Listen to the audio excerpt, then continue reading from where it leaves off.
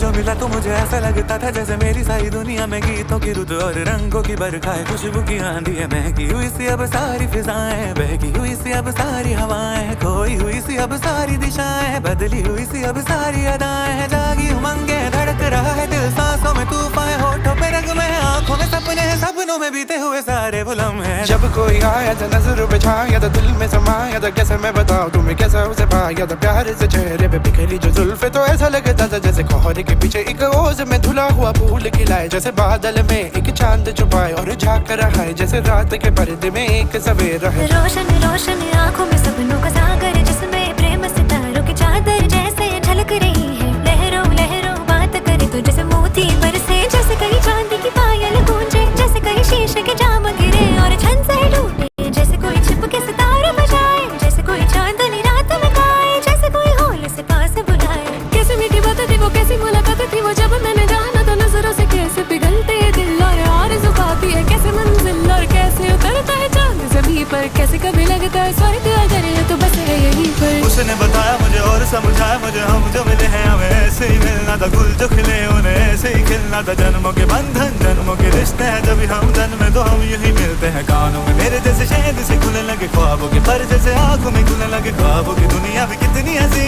और कैसी रंगी थी, ख्वाबों की दुनिया जो कहने की थी पर कहीं भी नहीं थी। ख्वाब जो टूटे मेरे, आँख जो खुली मेरी, होश जो आया मुझे, मैंने देखा मैंने जाना वो जो कभी आया था, नजरों पे छाया था, दिल में समाया था, जा भी चुका है